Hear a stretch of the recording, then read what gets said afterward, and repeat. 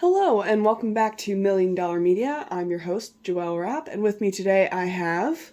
James. And today we're going to be talking about Wicked, the film adaptation of the hit Broadway musical, which was an adaptation of the book by Gregory Maguire, which was a kind of offshoot of the original Wizard of Oz.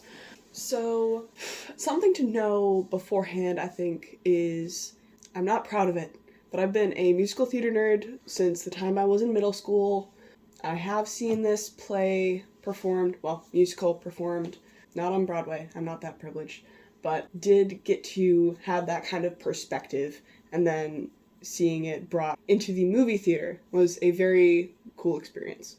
Yeah, and I basically didn't know that this existed until the movie came out. I had heard Popular and Defying Gravity several times growing up, but I had no idea even what musical it was from. So when I say I knew nothing about this movie, I mean I knew nothing. And then when the songs came up on the screen, I was like, oh, that's where the song is from. And then I sang along a little bit. And so I don't even know what happens in part 2. I still don't. And I haven't seen the play yet or read the book or anything. So... yeah, I don't even know what happens in part 2 yet. Oh, we'll see. I might wait. I might not. I might watch the musical, depending on if Joelle makes me. Well, to be fair, listeners, as a big old disclaimer, the musical is nothing like the book. That said, I thought that the movie was a very faithful adaptation of the musical. For those who have not seen the movie yet, but know the musical, this is essentially Act 1. We are taken from the beginning all the way up until intermission, which I think was very satisfying for me because I'm like, okay, I know where this is headed. I know exactly where this is going to cut off. And I loved all of the things that they took more time with to kind of flesh out the world building. I think that it definitely gives a much richer backdrop than we are kind of limited to in the musical. I think that was one of the things that I really like about this. And not knowing anything about the musical, I watched the movie, and then I got to the end, or like basically to the end or something, not knowing that this was a part 1. And so I was like, how are they going to wrap everything up? Like they're not. Like the prince is just gone with the lion.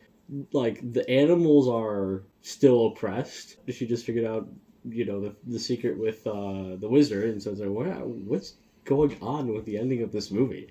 Mm-hmm. And then when I learned it was part 1, I was like, oh, okay, that makes sense. Yeah, so we ended up watching this in theater twice, and I was very impressed because there's something that is thrown in with the musical at the beginning that you don't really put 2 and 2 together unless you have seen this and have kind of had time and exposure to it. But they got it spot on enough in the movie that they kept that element enough that James was able to pick it up on the second go through, and I was very proud. The bit about the wizard. Oh yeah, in no, the opening I know. Uh-huh. Well, now that you said that, can we spoil? Yeah, we're going spoilers. I'm sorry, guys. It's happening. Yeah, I'll put a big ol' note here for Max to throw up on the screen. Big old disclaimer. Yeah, I watched it the first time and I was like, oh, this random dude who seduces her mom. And then I saw Jeff Goldblum and I'm like, oh, Jeff Goldblum. And then the second time I watched the movie, I watched the first scene again where you have that dance, and I was like, wait a second, that's Jeff Goldblum. And I'm like, wait a second, the wizard is her dad. Uh-huh. Does the green bottle make more sense now? Oh, I guess so, because he's all things green. He is all things green. Okay, yeah, I guess that's fair. I figured green bottle and she's green, but no, okay, that makes sense, yeah. Now that I have kind of sung a few of its praises and a few of the things that this movie did well, I gotta say, there were a couple elements that were brought to performances that I wasn't hugely thrilled about. Cynthia's Elphaba. First of all, love her voice. She does a fantastic job with all of the songs, and they are not easy. Having that kind of range and that kind of control is definitely a challenge, but I wish that she had been a little bit more sarcastic instead of just cynical. I think that kind of flattened Elphaba's character out a little bit too much, just a little bit too straight-laced for what she becomes. I'm not going to spoil because James doesn't know what happens in part 2. I haven't seen the play, but I listened to a couple of I haven't seen the musical, but I listened to a couple of the songs with Joelle in the car, and I do understand now, because Joelle made a couple comments that, like, Ariana Grande did a really good job, but she's no Kristen Chenoweth. I'm like, okay, but Ariana did an amazing job. Like, her voice in that and her performance was awesome. And then I heard Kristen Chenoweth, and I'm like, all right, fair enough. Yeah. But I will say, I think Cynthia, her, especially in The Wizard and I, those low notes that Cynthia has are so good. Like, they're rich, they're clean, they're spot on. Where Idina Menzel, great voice, excellent. The low notes, I just don't think were as much there as Cynthia's were. I think that's the only thing, the only comment I have to make between those two performances, because I haven't seen it. Okay, part of the difference there, I can kind of understand the added challenge of when you are performing on the stage, you kind of have to be belting if you are doing those low notes. And that's kind of how it comes across with Idina Menzel's classic performance. Sure. Whereas Cynthia does have kind of that luxury of being in a movie where she doesn't really have to go for it and project it as much, so she has kind of an opportunity to do it at her own sort of pace and comfortability. That being said, I agree with you. I think that I do kind of prefer her low range to what we hear from Idina Menzel's. I know that's going to be an unpopular opinion, but that's okay. That makes a lot of sense. So you mentioned Ariana's performance, and I think that I should elaborate a little bit because you said that I made some comments. To be clear, I think that Ariana did a great job doing justice to this character. I am just partial to Kristen Chenoweth's performance. I think that there's, I don't know, it's a little bit more charismatic naturally rather than practiced charismatic that we see a lot with Ariana. Like, this is something that she has clearly practiced versus something that is both natural and practiced that we see from Kristen Chenoweth's. To be more specific, I'm talking about like the chemistry between Fiyero and Galinda in the movie versus the Broadway performance. It feels a lot more awkward and forced in the movie to me, but that could just be my opinion. That's fair. In the musical, it feels very much like, oh yeah, okay, this makes a ton of sense. Two of the most popular members of the student body getting together, that's totally believable. This is a plausible story. Yeah. Versus, like, I don't know, there's something off about that vibe in the movie. Well, I think it did kind of throw me off a little bit that he just kind of got there and then immediately everything happened. Because it didn't feel like, I don't know how to explain it, because it went right from him getting there to meeting Galinda to the library scene, and it was like very, very fast. That's kind of how it's supposed to feel. It's supposed to feel like, oh yeah, they instantly clicked. But I think that there was an element that didn't quite work for me, but I can't quite put my finger on it yet. Sure. But I think talking about the library scene brings me to one of my favorite parts about this film was the sets. The sets were amazing. They were gorgeous. You get a few shots where it is just expansive. It gives you a real sense of this world that is what you want from a musical and a stage performance. But, like, you have certain limitations, and so you can't quite get there. Whereas we get these great big shots. Like, the opening scene is just fields of miles and miles of tulips coming into Munchkinland. And I was reading an article where the director was talking about these sets and how dedicated he was to making sure that they were, like, spot on world building. It all makes sense and fits together and retains that essence of both The Wizard of Oz and Wicked. And I think that it was just, my jaw dropped. That was it. the amount of thought that was put into those sets and making them work blows my mind. Well, and you mentioned that they planted, what was it, 9 million tulips? Yeah, 9 for that million opening tulips, shot? For which is crazy. The one shot. I mean, you see them in the background of other shots, but like, That's true, true. That one opening scene. Yeah. And probably we'll get some more of that in part 2. 9 million tulips. That's insane to me. Yeah. Also, the library scene. They have this really cool rotating bookshelves. And they had to actually build them and not green screen them so that they could actually do the choreography to that song. That was so cool. It was a really cool effect. All of the dancing felt like, yes, this is what Fiyero would do. He would dare to desecrate a library in the presence of Elphaba. So it was just fantastic, in my opinion. I agree.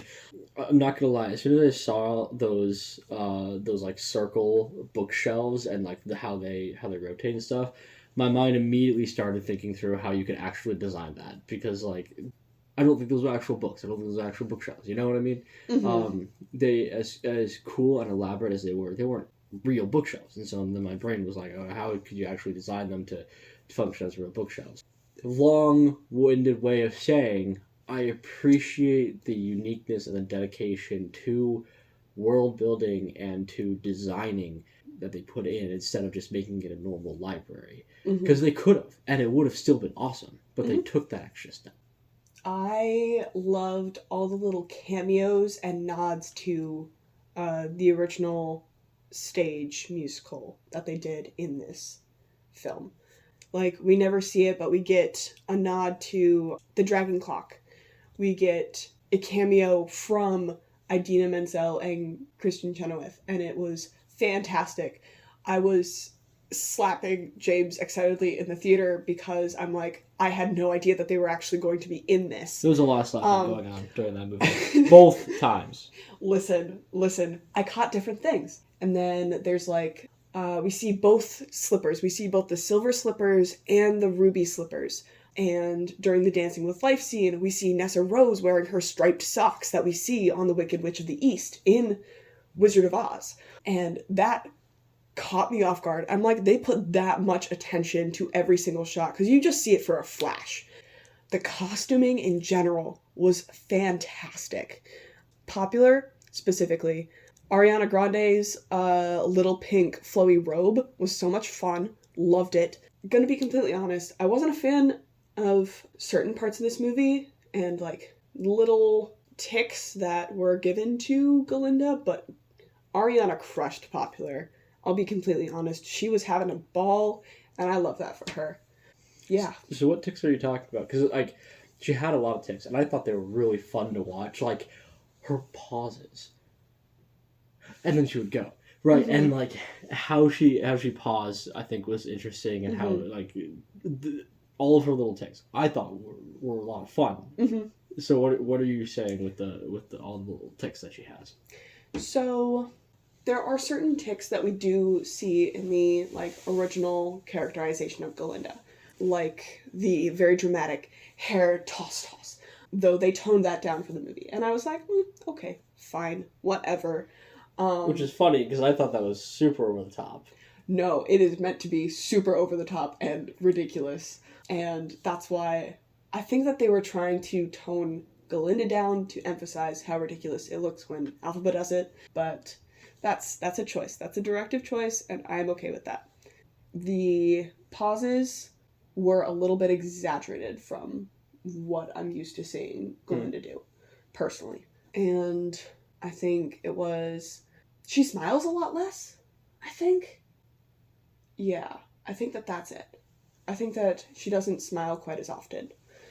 I'm not sure how I feel about Nessa in general, because I know where things go, and I don't know if they gave enough little crumbs throughout to lead there. I loved how they actually started off with like, yeah, no, she does not need as much help as everyone says she does and assumes she does based on her limitation to the wheelchair.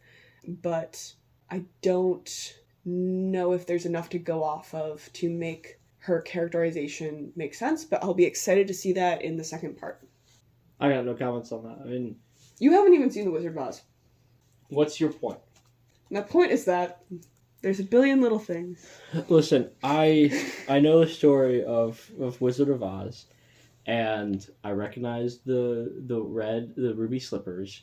I got a lot of the callbacks to Wizard of Oz because I can picture the blue and white polka dot. It's a gingham. Or not polka dot, like the checker. Not Gingham. gingham. Yes. Never heard that word before. But I know the story. I know generally what things are, what they should look like, and stuff like that. And so I got a lot of the references, but no, I did not get all of them because I have not seen Wizard of Oz. Yes. We will remedy that shortly, don't worry. Yes. Like the bike with the basket. You didn't catch that. No. So bike with the basket, when she is making her getaway into the woods. The lady in real life that Dorothy sees as the Wicked Witch rides that bike, essentially. The one with the little basket in the front and the headlight. And so I was like, wait a second. They found a way to sneak that little nod in there. So I thought it was very fun that they're just like throwing all these little bits in there to kind of flesh it out and tie even more connections to the original piece. Yeah. I can appreciate that. Speaking of the costumes, Madame I Marvel. love them. Madame Morrible's costumes, every single one, just banger after banger. So good. Galinda's wardrobe, also just fantastic.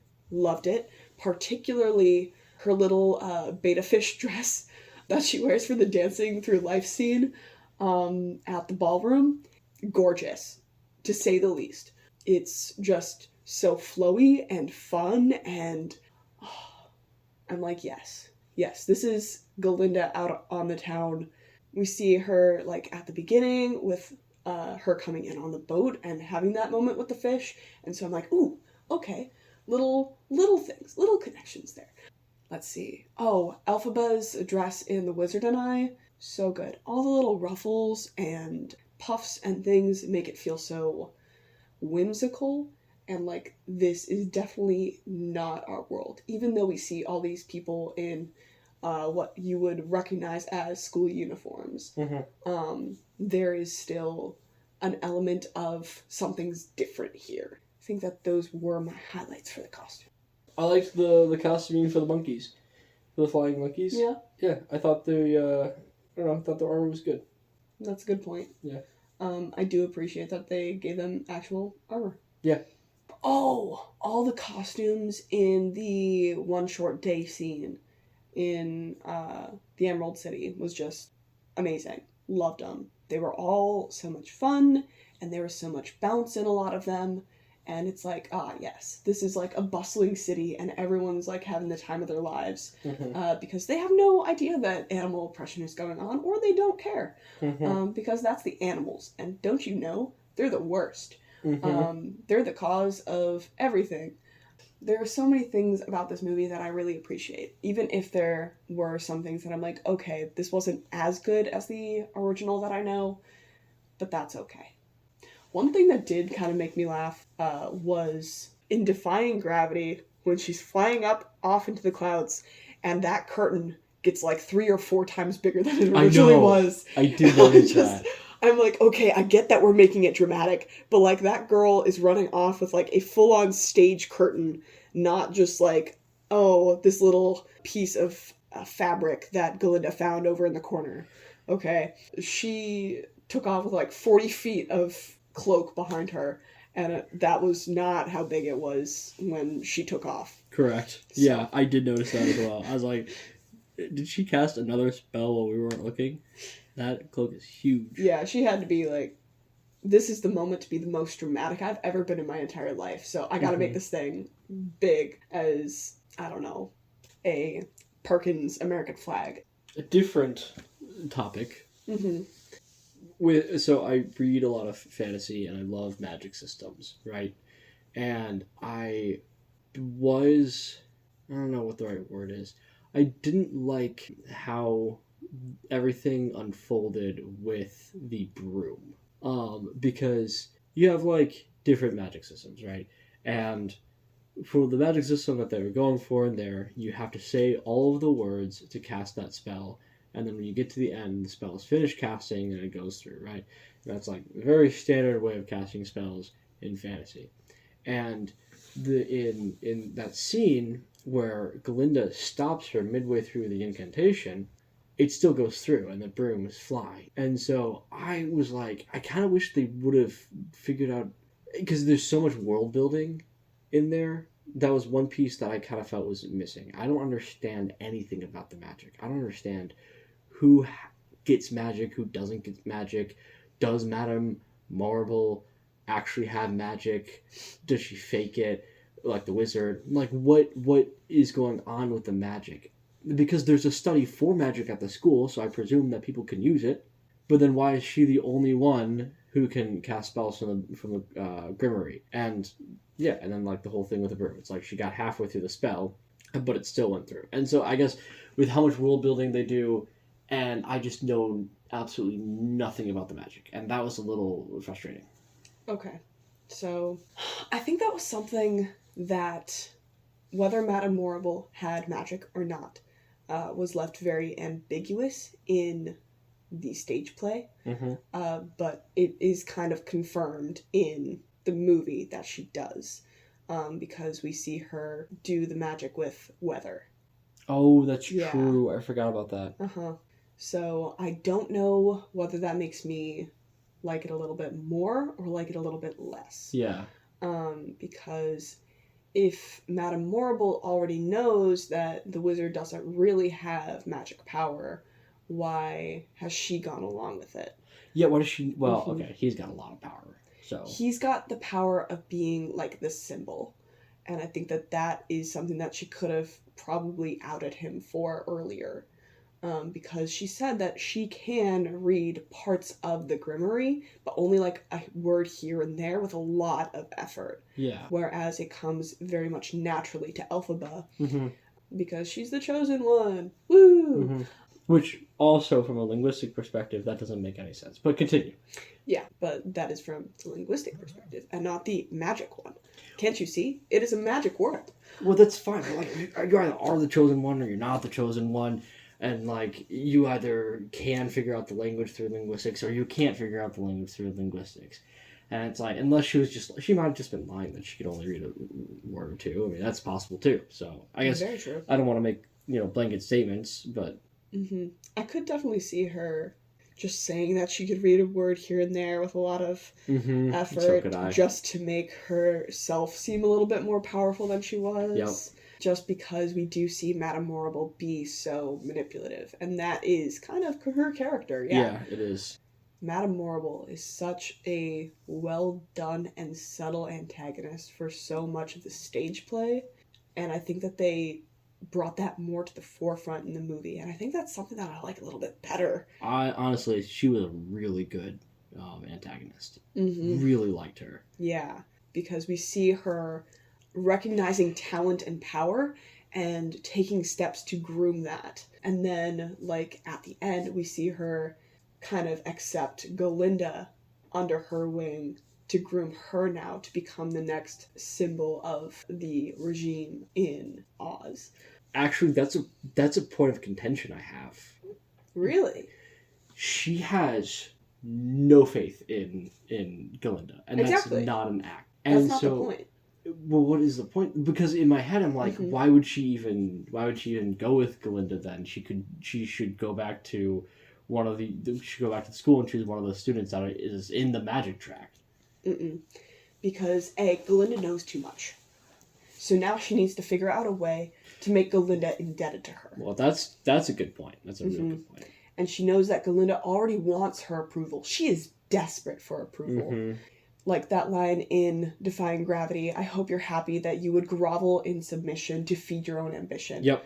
That Galinda would stoop so low just to be given an ounce of popularity, of power, of prestige, all of that. That's what Galinda really wanted in becoming a sorceress. It wasn't necessarily to help people. It was about having that image of herself and people see her as good. Yes. Rather than actually being good. Yep. So, yeah. Yep. Okay. I can get behind that. I think that that's really the thing, because I see it in her eyes in that flash of a second.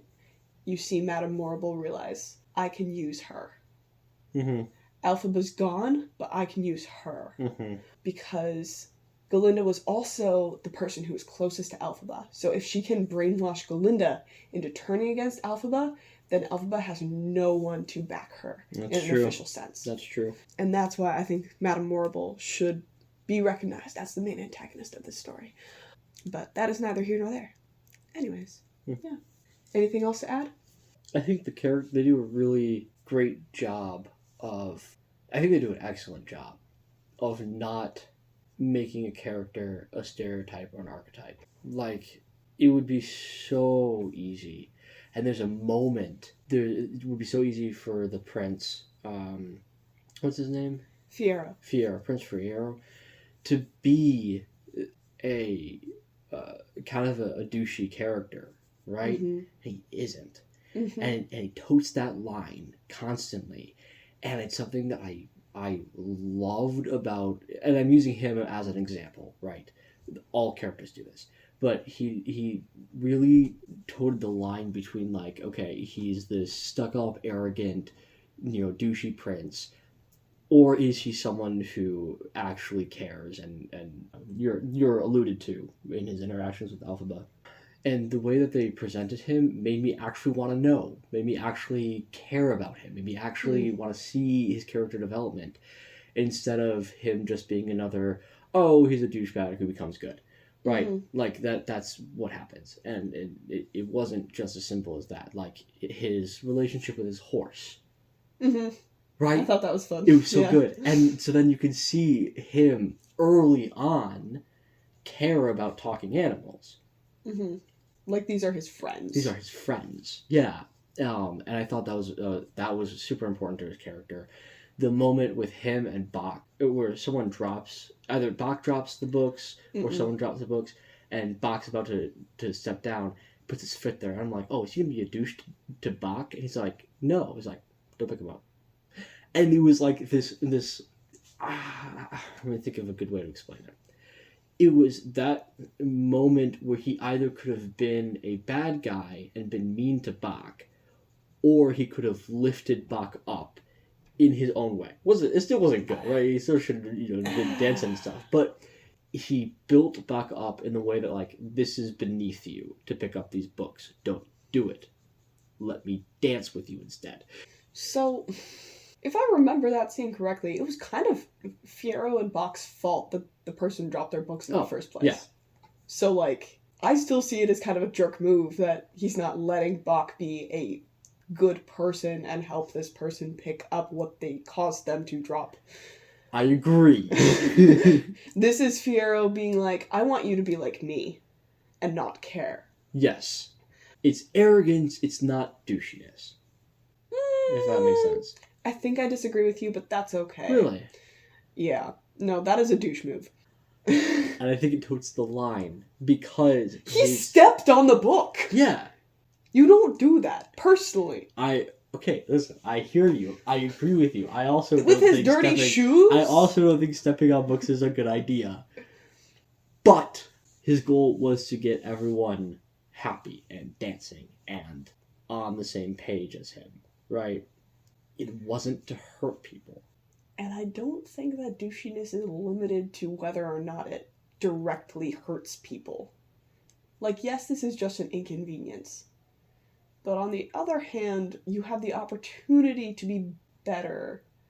So why don't you? Because he is presenting a false shallowness.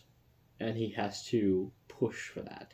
Okay. I just don't see the reason why he has to make people who do care stop, I guess. But, like, that's the entire point of the song. Anyways. Well, it's because he cares too much. I think that he is trying to care less. and Yeah. he has cultivated this image, right? Mm-hmm. It's not that he cares too much. Because, like, yeah, there are things that you're supposed to care about, and that's kind of the point of his interaction with Elphaba with stealing the lion cub.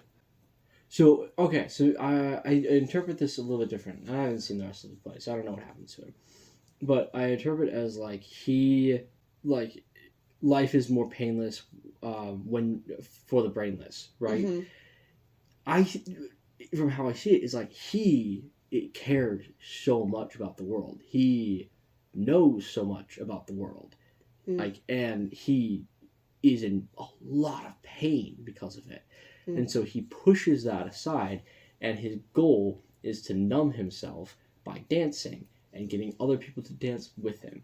And his goal is to numb the caring and the pain that he feels by doing everything to make himself more shallow.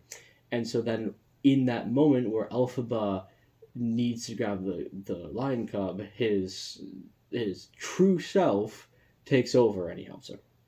I definitely disagree. Really? I think that he has chosen ignorance for so long and continues to choose ignorance because ignorance is bliss, right?